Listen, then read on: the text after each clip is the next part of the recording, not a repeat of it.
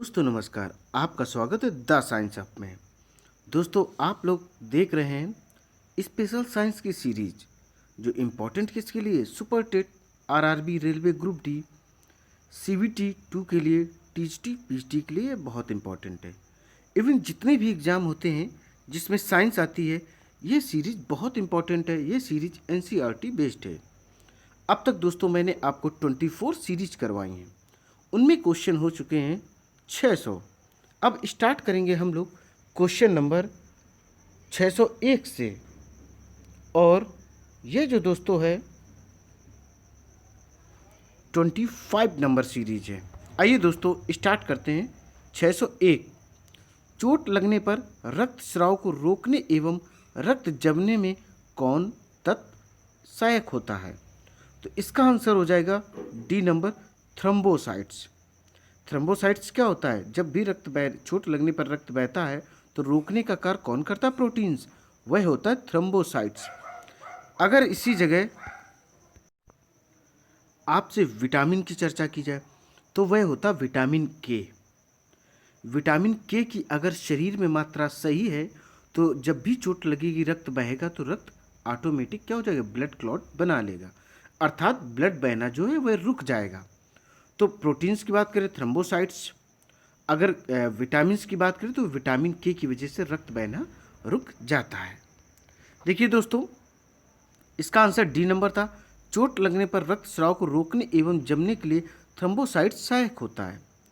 Lymphocytes एक प्रकार का डब्ल्यूबीसी है। डब्ल्यूबीसी मतलब होता व्हाइट ब्लड सेल्स, अर्थात श्वेत रुधिर कणिकाएं, जो बॉडी में एंटीबॉडी का निर्माण करते हैं। अब देखेंगे हम लोग क्वेश्चन नंबर 602। मानव शरीर में फेशियल हड्डियों की संख्या होती है, तो फेशियल हड्डियां कितनी होती हैं? इसका आंसर हो जाएगा डी नंबर 14, अर्थात 14 कितनी होती है? फेशियल बोन्स होती हैं। अब हम लोग क्वेश्चन देखेंगे 603।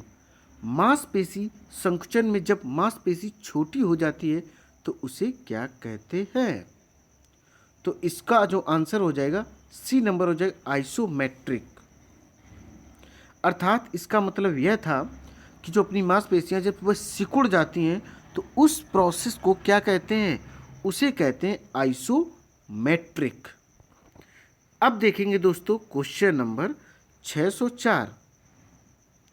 लाल रक्त कणिकाओं में कौन सा तत्व ऑक्सीजन एवं कार्बन डाइऑक्साइड के वाहक का कार्य करता है? तो इसका आंसर क्या हो जाएगा? एक ही आंसर हो जाएगा इसका, D number, haemoglobin. First of all आप सभी लोग समझे कि हीमोग्लोबिन की वजह से ही जो लाल रक्त दिखाई पड़ता है, अर्थात उसका जो रंग होता है वह रेड होता है। इसमें आरबीसी होती हैं जिसका फुल फॉर्म होता है रेड ब्लड कार्पल्स, जिनका जीवन काल जो होता है, लाइफ स्पैन होती, वो 120 दिन होती है। दोस्तों, तो आरबीसी में ऑक्सीजन पाया जाता है जो O2 एवं CO2 के वाहक का कार्य करता है। हीमोग्लोबिन O2 से प्रतिक्रिया का ऑक्सी हीमोग्लोबिन बनाकर शरीर के विभिन्न कोशिकाओं में पहुंचाता है। कोशिका में पहुंचने के बाद O2 मुक्त हो जाता एवं ग्लूकोज O2 की मौजूदगी में CO2 एवं जल का निर्माण करता है।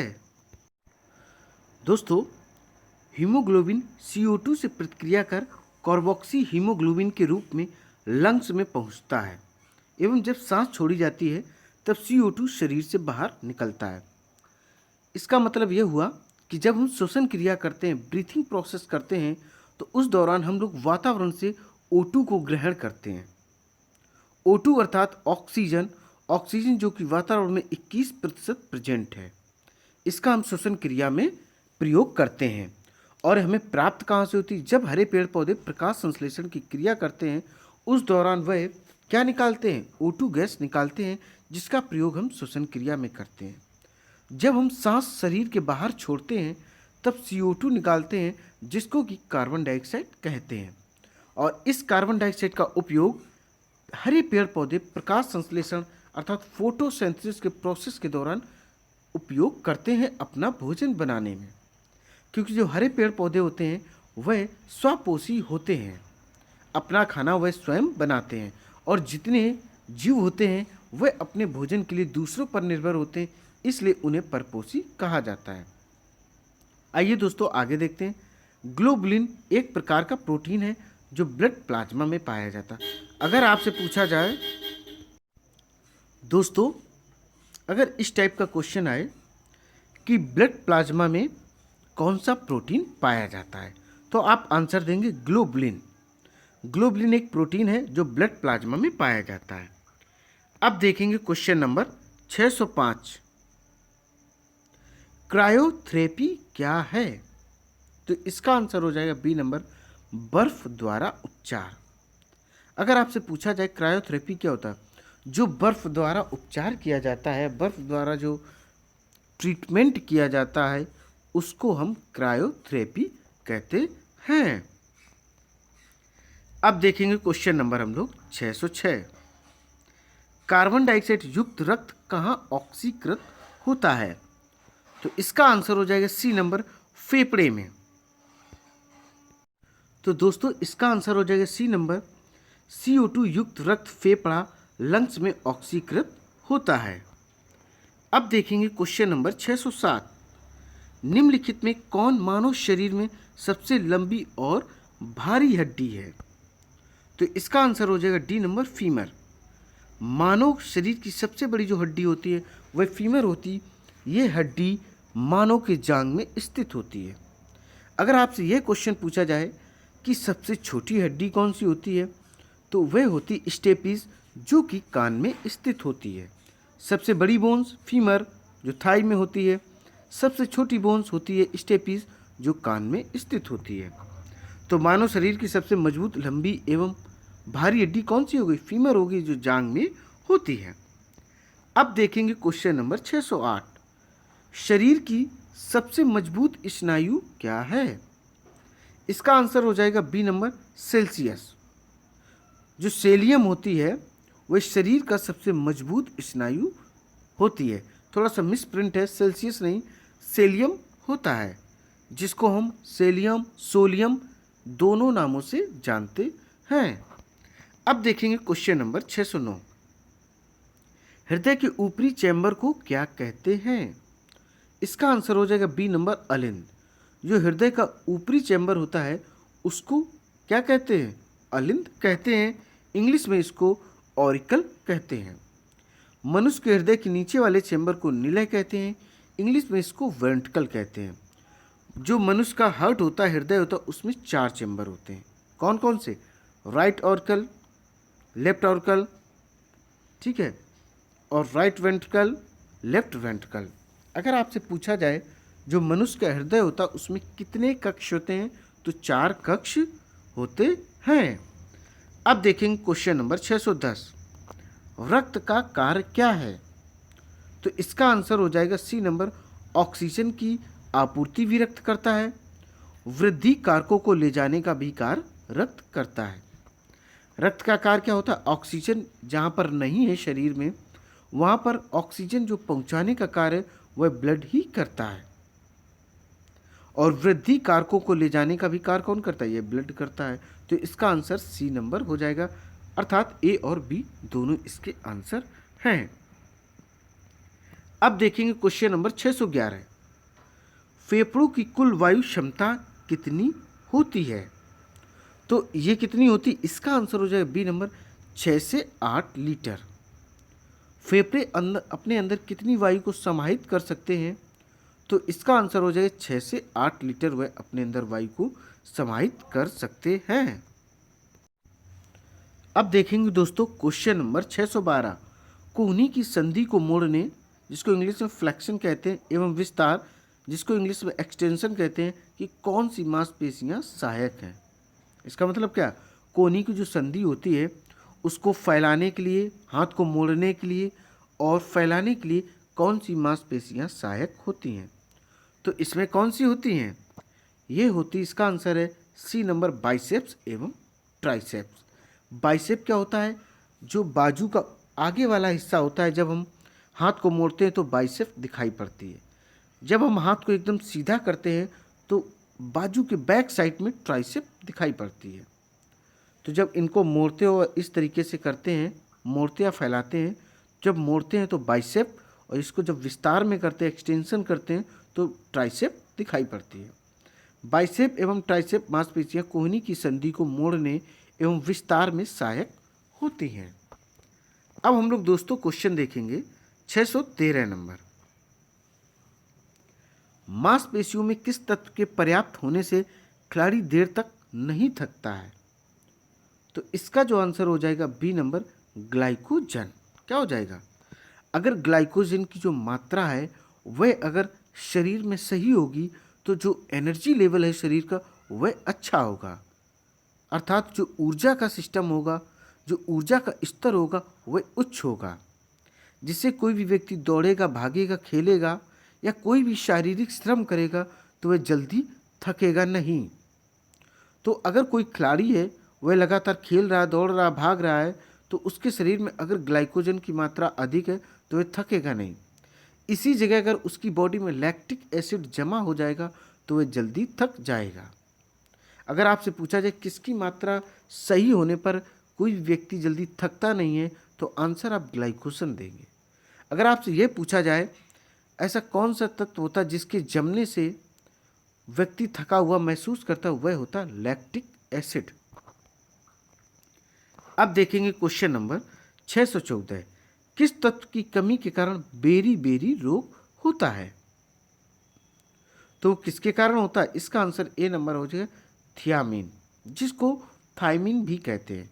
इसका नाम होता है विटामिन B1। B1 का जो रासायनिक नाम होता है थियामिन या थायमिन कहते हैं। इसके कारण बेरी बेरी रोग होता है। ये अब मुख्य रूप से हमें विटामिन बी प्राप्त कहाँ से होता है? ये हरे पत्तीदार सब्जी, दूध, दही, ठीक है, दही से थोड़ा बहुत प्राप्त होता है, अंडे से प्राप्त होता है, इन सब चीज़ों से विटामिन B1 प्राप्त होता है।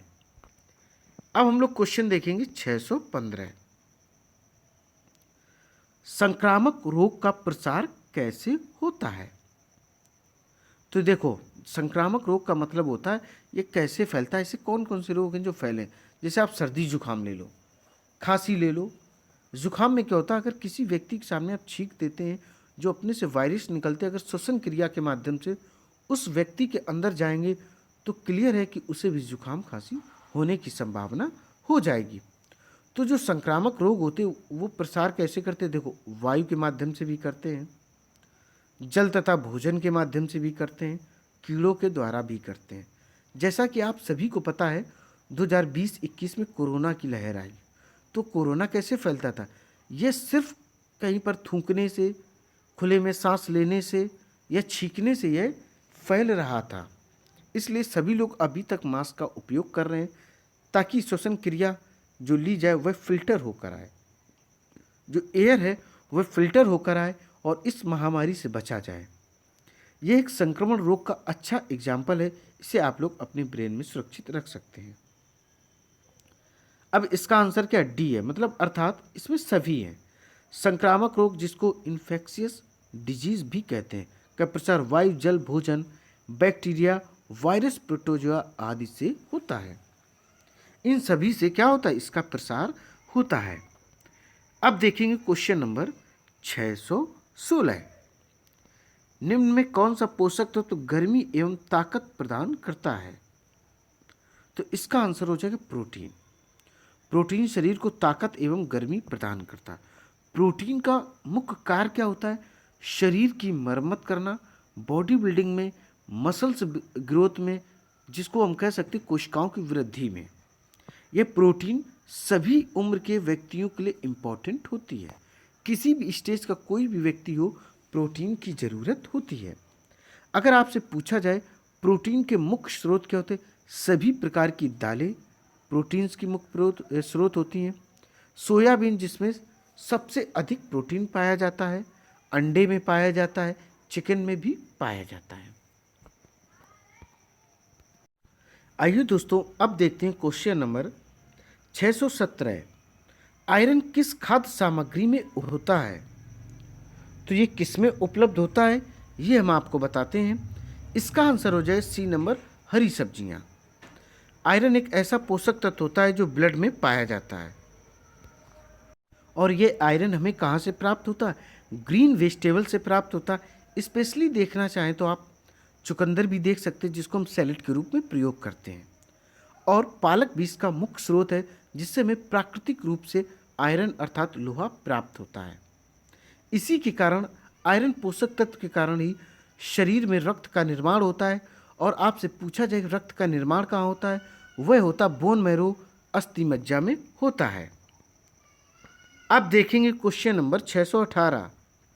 एंथ्रोलॉजी अध्ययन करता है क्या, अर्थात एंथ्रोलॉजी में किसका अध्ययन किया जाता है? तो इसका आंसर हो जाएगा डी नंबर, जोड़ों का। एंथ्रोलॉजी के अंतर्गत हम जोड़ों, जिसको इंग्लिश में जॉइंट्स कहते हैं, जॉइंट्स का अध्ययन करते हैं। अगर आपसे पूछा जाए ऑस्टियोलॉजी क्या होता है, तो ऑस्टियोलॉजी के अंतर्गत हड्डियों का अध्ययन करते हैं। स्टडी ऑफ बोन्स, इंग्लिश में क्या कहेंगे, study of bones is called osteology. Osteology के अंतर्गत हम किसका, हड्डियों का अध्ययन करते हैं। अगर आपसे पूछा जाए न्यूरोलॉजी के अंतर्गत किसका अध्ययन करते हैं, मस्तिष्क एवं तंत्रिका तंत्र का अध्ययन करते हैं। किसका करते हैं, ब्रेन एंड नर्वस सिस्टम का हम इसके अंतर्गत स्टडी करते हैं। The study of brains and nervous system is called neurology. Neurology जो शब्द है वह न्यूरॉन, नर्वस सिस्टम से बना हुआ है। अगर आपसे पूछा जाए मायोलॉजी के अंतर्गत किसका अध्ययन करते हैं, तो मांसपेशियों का अध्ययन करते हैं, अर्थात मसल्स की स्टडी करते हैं। आइए दोस्तों, अब देखते हैं क्वेश्चन नंबर 619। मेरुदंड जिसको इंग्लिश में वर्टिब्रल कहते हैं, हड्डियों की संख्या कितनी होती है? तो इसका जो आंसर हो जाएगा वह हो जाएगा ए नंबर 33 जिसको हिंदी में कहते हैं मेरुदंड। आप लोग समझ लें, मेरुदंड का मतलब होता है रीढ़ की हड्डी। इंग्लिश में इसको स्पाइनल कॉर्ड कहते हैं। अर्थात जो अपनी रीढ़ की हड्डी होती है उसमें हड्डियों की संख्या कितनी होती है, वह 33 होती है। हम आपको बता दें, जैसे मेरुदंड को इसमें इंग्लिश में वर्टिब्रल दिया गया है, तो जो कशेरुकी होते हैं जिसको इंग्लिश में वर्टिब्रेटा कहते हैं, तो कशेरुकी के अंतर्गत वह जंतु आते हैं जिनमें रीढ़ की हड्डी पाई जाती है। आपकी नज़र में जितने भी ऐसे जंतु हैं जिनमें रीढ़ की हड्डी पाई जाती है, वह सारे के सारे कशेरुकी, हिंदी में, इंग्लिश में इसको वर्टिब्रेटा कहते हैं। चाहे वह मनुष्य हो, चाहे वह किसी सांप हो, बफेलो हो, डॉग हो, ह्यूमन्स हो, टाइगर्स हो, कोई भी हो जिनमें रीढ़ की हड्डी पाई जाती है, वो सारे के सारे वर्टिब्रेटा के अंतर्गत अर्थात कशेरुकी के अंतर्गत आते हैं। अब बात करेंगे अकशेरुकी अर्थात नॉन वर्टिब्रेटा। नॉन वर्टिब्रेटा किस में आता है? नॉन वर्टिब्रेटा के अंतर्गत वो जीव आते हैं जिनमें रीढ़ की हड्डी नहीं होती, जैसे केचुआ, जोंक आदि। या ऐसे आप जीव जानते हो जिनमें बोन्स ना पाई जाती, वो ऑक्टोपस भी हो सकता। ऑक्टोपस में किसी प्रकार की कोई बोन्स नहीं पाई जाती है।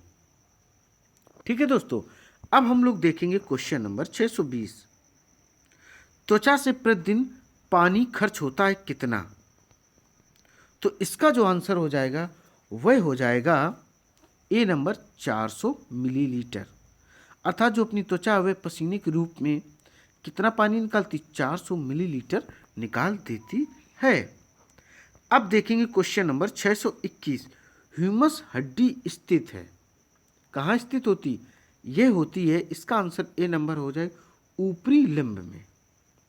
जो ह्यूमरस हड्डी होती है वह ऊपरी लिम्ब में अर्थात हाथ में स्थित होती है। अब देखेंगे क्वेश्चन नंबर 622। फूल का चमकीला तथा आकर्षक अंश है, इसका जो आंसर है ए नंबर दलपुंज। दलपुंज को इंग्लिश में कोरोला कहते हैं। जो फूल का चमकीला तथा आकर्षक भाग जो हमें आकर्षित करता है वह होता है दलपुंज, जिसको इंग्लिश में कोरोला कहते हैं। जो कोरोला होता है वह रंगीन होता है। यह हरा रंग को छोड़कर अन्य रंगों में पाया जाता है। और दोस्तों, जो कैलिक्स होता है वह बाह्यदलपुंज, यह प्रायः हरे रंग का होता है तथा यह फ्लावर का बाहरी भाग होता है। जो फूल का बाहरी भाग होता है कैलिक्स होता है, इसे बादल पुंज कहते हैं। ये हरे रंग का होता है और आप सभी लोगों ने देखा होगा। फ्लावर के डंठल को पेडिकल कहते हैं। इसको हिंदी में पुष्प वृत्त भी कहते हैं। अब हम लोग देखेंगे क्वेश्चन नंबर 623। कॉलरा होता है, जो कॉलरा बीमारी होती है वो किस कारण होती है? तो इसका आंसर हो जाएगा ए नंबर, ये बैक्टीरिया के द्वारा बीमारी होती है। कॉलरा जो बीमारी होती है किसके द्वारा होती है? यह बैक्टीरिया के कारण होती है। बैक्टीरिया को हिंदी में क्या कहते हैं? इसको हिंदी में जीवाणु कहते हैं। विषाणु को इंग्लिश में वायरस कहते हैं। अब देखेंगे क्वेश्चन नंबर 624। अंडे उत्तम स्रोत हैं। अंडे में सबसे ज़्यादा क्या पाया जाता है? स्वाभाविक है, प्रोटीन पाया जाता है। प्रोटीन का कार्य क्या होता है? शरीर की मरम्मत करना। तो इसका आंसर हो जाएगा बी नंबर, प्रोटीन का सबसे उत्तम स्रोत क्या है? दाल है। दाल के बाद सबसे अधिक प्रोटीन अंडा से प्राप्त होता है। अब देखेंगे क्वेश्चन नंबर 625। पौधे के किस भाग में जूट तंतु पाया जाता है? इसका आंसर हो जाएगा सी, तना। पौधे के तने से जूट तंतु में प्राप्त होता। तने को इंग्लिश में हम लोग स्टेम कहते हैं। दोस्तों उम्मीद है ये सीरीज आपको पसंद आई होगी। इसी तरीके की सीरीज आपको लगातार मिलती रहेंगी। बस आपको करना क्या है दोस्तों, इस क्लास को लाइक करना है, शेयर करना है और चैनल को सब्सक्राइब करना है। दोस्तों जय हिंद, जय भारत।